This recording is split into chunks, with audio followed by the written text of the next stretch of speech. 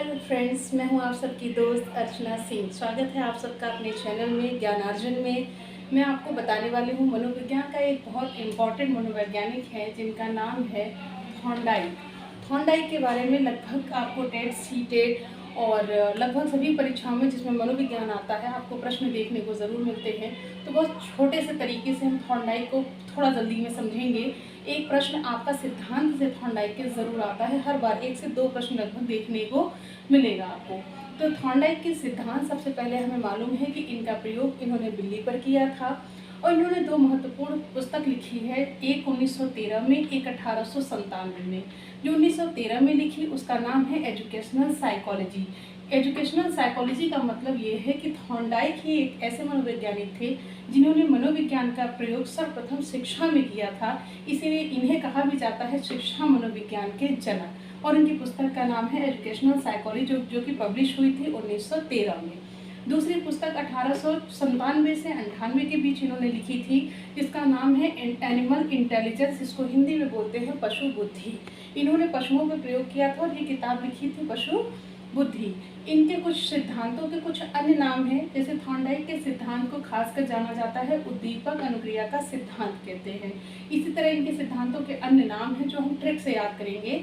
पहला लिखा है उद्दीपक अनुक्रिया का सिद्धांत। अनुक्रिया का मतलब होता है कार्य करना या क्रिया करना। उद्दीपन का मतलब आपके सामने का लक्ष्य, जैसे अभी फिलहाल में सीटेट या टेट आ रहा हो तो वो आपके सामने उद्दीपन का काम करेगा और आप जो उसके प्रति प्रतिक्रिया करने वाले हैं यानी तैयारी में लगने वाले हैं, पढ़ने वाले हैं, उसको अनुक्रिया कहते हैं। तो थॉर्नडाइक ने कहा कि अगर हमारे सामने कोई उद्दीपन ना हो तो हम कोई भी अनुक्रिया कभी नहीं करते। उद्दीपन का आशय, अगर मैं आपसे कहूँ कि आप मनोविज्ञान ऐसे ही पढ़िए, कोई सीटेट की परीक्षा नहीं देनी, आपको टेट की परीक्षा नहीं देनी, तो मुझे नहीं लगता कि आप में से कोई इंटरेस्टेड, बहुत कम लोग इंटरेस्टेड होंगे मनोविज्ञान पढ़ने के लिए। तो कहने का मतलब जैसे ही नोटिफिकेशन जारी हुआ, जैसे भी रिसेंट सीटेट का नोटिफिकेशन जारी हो गया है, तो जैसे ही बच्चों को मालूम चला वो अपनी पढ़ाई के कार्यक्रम को थोड़ा तेजी से ले आए। तो उद्दीपन काम करता है, उद्दीपन को ही देख के हम काम करते हैं, अनुक्रिया करते हैं। पहला नाम है उद्दीपक अनुक्रिया का सिद्धांत। और अनुक्रिया किया गया किस लिए? प्रयास कर रहे हैं, और प्रयास करेंगे तो जाहिर सी बात है त्रुटि होना संभव है। कोई भी अनुक्रिया किया जाए या प्रयास किया जाए तो उसमें त्रुटि होना संभावित है। तो उद्दीपक अनुक्रिया का सिद्धांत, प्रयास एवं त्रुटि का सिद्धांत। थॉर्नडाइक ने कहा है कि प्रयास की संख्या जैसे जैसे बढ़ाते हैं त्रुटियों की संख्या में कमी आती है। इन्होंने बार बार कहा है कि अगर किसी चीज़ को लगातार प्रयास किया जाए तो त्रुटियों में कमी आने लगती है, यानी आप परफेक्शन की ओर बढ़ने लगते हैं। तीसरा है संयोजनवाद का सिद्धांत। संयोजन क्यों कहा इन्होंने कहा प्रयास का त्रुटि से बिल्कुल वैसा ही संबंध है जैसे एक दूसरे पर वो डिपेंडिंग है। अगर आप प्रयास ही नहीं करेंगे तो त्रुटि का पता नहीं चलेगा, और प्रयास लगातार नहीं करेंगे तो त्रुटियां कम भी नहीं होंगी। अगला लिखा है अधिगम का बंध सिद्धांत। बंध क्यों कहा? कि अधिगम एक दूसरे से बंधा हुआ है, क्या? उद्दीपन से और अनुक्रिया से एक दूसरे से बॉन्ड है, बॉन्ड कहा, इसीलिए उसका नाम है अधिगम का बंध सिद्धांत। अगला देखेंगे प्रयत्न एवं भूल का सिद्धांत। प्रयत्न, वही मैंने कहा जब आप प्रयास करेंगे तो त्रुटि होगी, वही है प्रयत्न करेंगे तो भूल भी होगी। सेम चीज है, सिर्फ शब्दों का फेर है। उन्होंने कहा SR थ्योरी, इनके उस थॉर्नडाइक के सिद्धांत को SR थ्योरी भी कहते हैं। अवयव का सिद्धांत और नाम है बहुखंड बुद्धि का सिद्धांत। बहुखंड क्यों कहा? हमारी बुद्धि के उन्होंने कहा अलग अलग खंड हैं जिसमें अलग अलग चीज़ें स्टोर करते हैं। हमारे माइंड में इतने प्रकार का एक तरह से कह लीजिए खंडन विभाजन किया गया है कि आप कहीं पे कोई चीज़ स्टोर करते हैं, कहीं पे कोई चीज़ स्टोर करते हैं। बहुतत्व बुद्धि का सिद्धांत। बहुतत्व यानी कई तरह के तत्व होते हैं बुद्धि को समझने और जानने के लिए। तो थॉर्नडाइक के अन्य सिद्धांत हैं, फिर से रिपीट कर दें थोड़ा।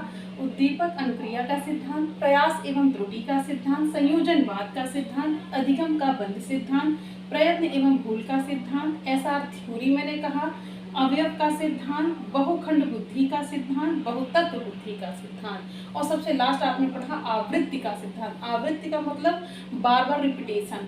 इन्होंने थॉर्नडाइक ने खास करके बल दिया है रिपीटेशन पे, क्या बार बार अभ्यास करते रहें तो चीज़ें परफेक्शन की ओर आगे बढ़ने लगती हैं। अब हम एक प्रश्न पूछता है थॉर्नडाइक के कितने नियम दिए हैं? तो 2।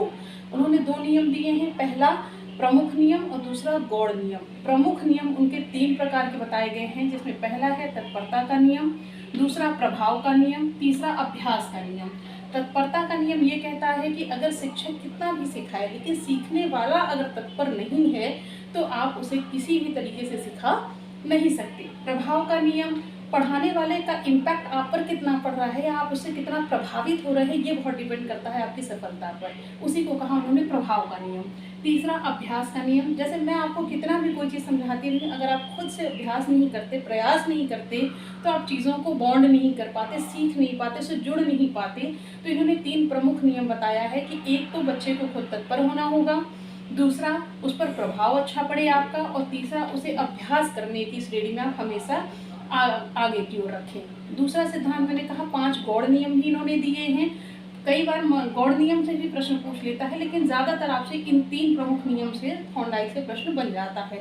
थॉर्नडाइक से प्रश्न बनने का केवल 2 से 3 तरीके से पूछता है, कहीं नहीं अब नहीं पूछता कि थॉर्नडाइक ने प्रयोग बिल्ली पे किया, कुत्ते पे, चूहे पर। अब परीक्षा का पैटर्न थोड़ा सा बदल गया है। बहुत पूछेगा, उनकी किताबें पूछेगा, किस सन में पब्लिश हुई ये पूछेगा। थॉर्नडाइक को कहते क्या है, तो शिक्षा मनोविज्ञान के जनक कहते हैं। जैसा मैंने बताया आपको, उन्होंने कितने नियम दिए हैं, कितने सिद्धांत बताए हैं, तो 2 सिद्धांत बताए हैं, एक प्रमुख नियम बताया, दूसरा गौड़ नियम बताया। अब प्रमुख में के भी 3 भाग हैं। मैंने कहा तत्परता का नियम, प्रभाव का नियम, अभ्यास का नियम। गौड़ नियम में 5 नियम है। मनोवृत्ति का नियम, बहु अनुक्रिया का नियम, समानता का नियम, आंशिक क्रिया का नियम और उद्दीपक परिवर्तन का नियम। मनोवृत्ति क्यों कहा मैंने, जैसे मैंने कहा कि मैं आपको कितना भी सिखाते रहूं, लेकिन आप मन से इस चीज़ को समझने को, सीखने को तत्पर नहीं हैं, तो आप चीज़ नहीं सीख सकते। बहु अनुक्रिया, कोई भी चीज़ मैं आपको एक बार कराऊं, 2 बार रिपीट करते रहे, बार बार अनुक्रिया करने से हम चीज़ों को सीख जाते हैं। समानता, जैसे आपने मुझसे थॉर्नडाइक पढ़ा, अगर आप किसी और टीचर से भी थॉर्नडाइक पढ़ते हैं तो लगभग कुछ ही चीज़ें अगर सिमिलर नहीं मिली आपको, तो आप सीखने से भटक जाएंगे। तो समानता होना बहुत ज़रूरी है, टॉपिक कोई भी हो। चौथा कहा मैंने आंशिक क्रिया का नियम। आंशिक का मतलब थॉर्नडाइक ने कहा कि कोई भी चीज़ अगर विस्तृत रूप से है या बच्चे को समझने में, याद करने में कठिनाई हो रही है, तो उसको अंश के रूप में, छोटे छोटे टुकड़ों के रूप में बांट के सिखाया जाए, तो वो आंशिक क्रिया का नियम हो गया। उद्दीपक परिवर्तन, बार बार उद्दीपक को परिवर्तन करने का नियम उन्होंने कहा। जैसे आज आपके सामने सीटेट है तो आप सीटेट की तैयारी करेंगे, आज आपके सामने उद्दीपक के रूप में टेट आ गया तो आप टेट की तैयारी करेंगे। इसी को उद्दीपक परिवर्तन कहा। जिस तरीके से उद्दीपक में परिवर्तन होगा, वैसे वैसे आप अनुक्रिया करते जाते हैं। तो 5 गौड़ नियम जो दिए गए हैं, इनसे पिछली बार सीटेट में एक प्रश्न आया हुआ था। मैं बता दूं कि ये लेवल चल रहा है टेट का। अब सीटेट के तरीके से अगर हम देते हैं, चूँकि मनोवैज्ञानिक बहुत सारे हैं, जिसमें थॉर्नडाइक है वो व्यवहारवादी हैं, बिहेवियरिज्म को सपोर्ट करते हैं। इन्होंने व्यवहार से कहा है कि चीज़ें व्यवहार से जोड़ी जाती हैं, ना कि समझ से। हम जैसा व्यवहार करेंगे बच्चे वैसा सीखेंगे। इसलिए इनके लिए साफ साफ कहता है कि गौड़ नियम और जो ये 3 प्रमुख नियम दिए हैं, इनसे प्रश्न बनना संभावित हो जाता है। अगर थोड़ा आसान पेपर बना तो उनकी किताब से पूछेगा या उनके सिद्धांत का कोई नाम डाल के पूछेगा कि ये सिद्धांत किसने दिया, तो आप सीधे सीधे उत्तर कर सकते हैं किसने दिया है, थॉर्नडाइक। ये हमने समझा आज थॉर्नडाइक महोदय को, जो अमेरिका से थे, जिन्हें शिक्षा मनोविज्ञान का जनक कहा जाता है। शिक्षा में सर्वप्रथम प्रयोग इन्होंने ही मनोविज्ञान का किया है, और मनोविज्ञान को विषय के तौर पे ले आना, जिस वजह से इन्होंने पुस्तक लिखी थी एजुकेशनल साइकोलॉजी।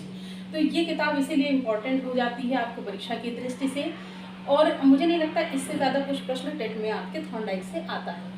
तो आगे और भी मनोवैज्ञानिक के बारे में मैं आपके लिए छोटे छोटे वीडियोस लाती रहूँगी, देखते रहेंगे और समझते रहेंगे, और प्रॉपर नोट्स भी बनाते चलेंगे, ताकि आपको आगे टेट सीटेट की परीक्षा में बैठने में कोई परेशानी या समझने में कोई दिक्कत ना हो। और अगर मेरा चैनल आपको ठीक लगा हो, अच्छा लगा हो, आप मुझसे वापस और मटेरियल पाना चाहते हैं, तो मेरी वीडियो को लाइक करें, सब्सक्राइब करें। शुक्रिया।